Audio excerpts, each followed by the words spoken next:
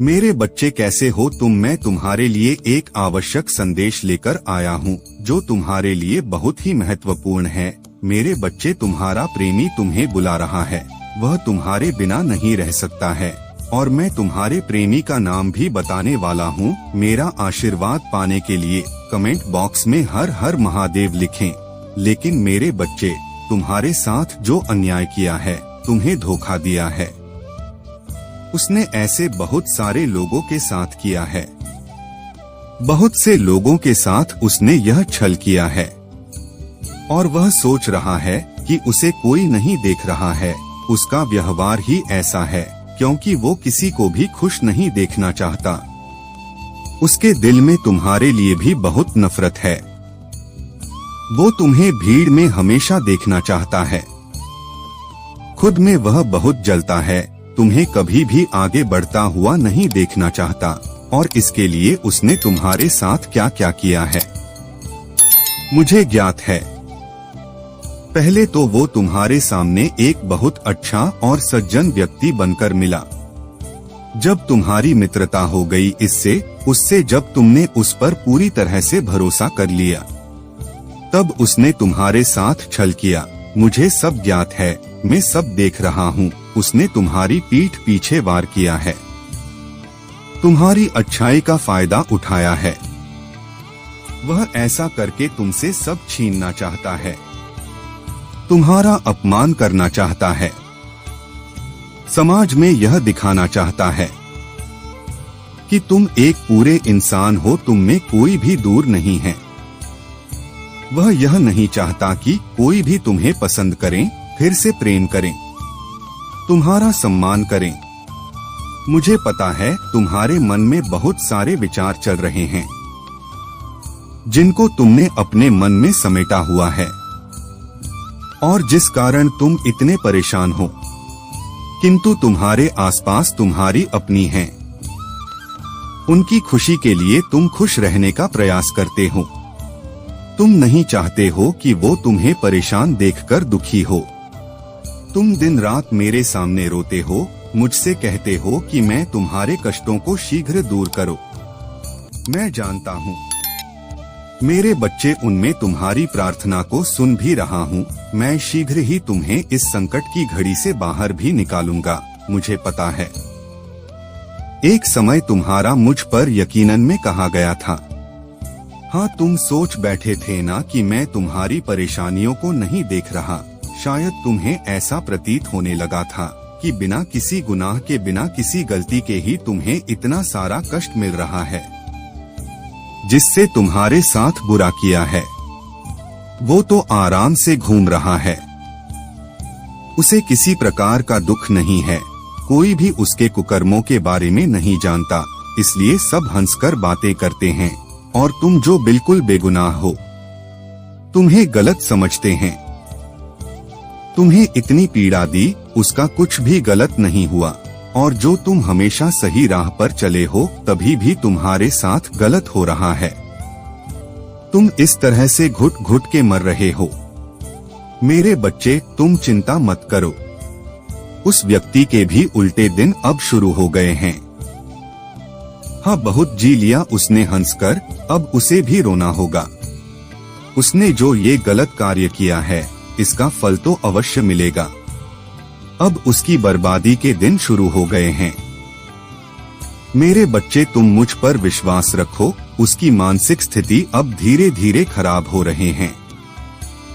वो दिन रात बहुत विचलित रहता है।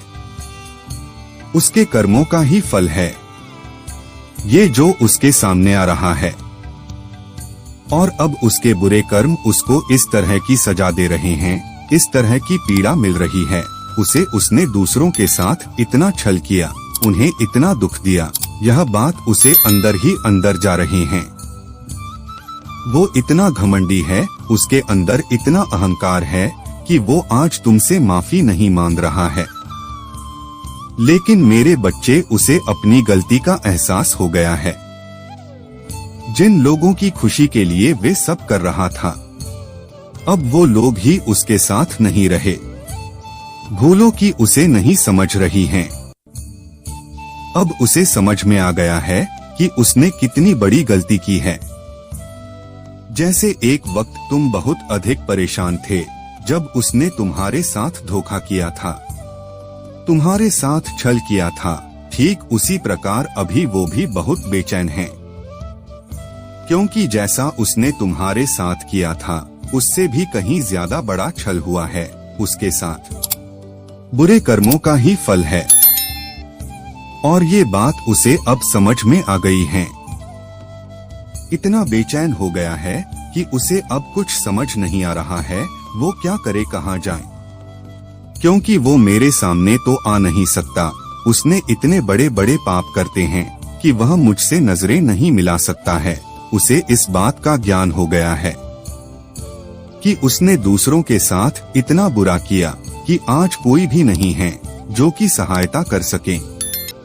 तुम प्रतिदिन यही सोचते थे न कि तुम्हारे साथ न्याय हो।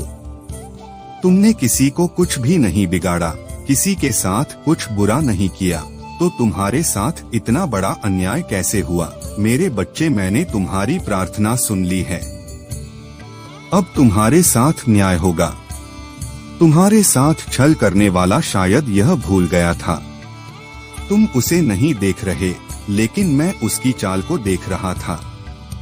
अब उसे उसके कर्मों का दंड दे रहा हूँ।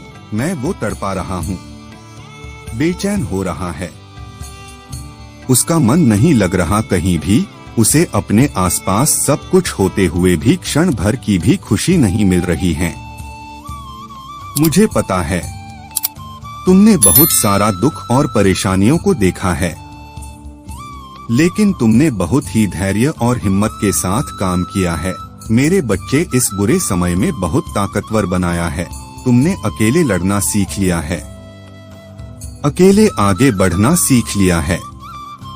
तुम आज भले ही अकेले हो, लेकिन तुम बहुत मजबूत हो कि तुम्हारे पास मेरा साथ है, तुम्हारे पास हमारा ताकत है, जिससे तुम आगे बढ़े हो और जीवन में आने वाली किसी भी परेशानी से लड़कर फिर से आगे बढ़ पाओगे।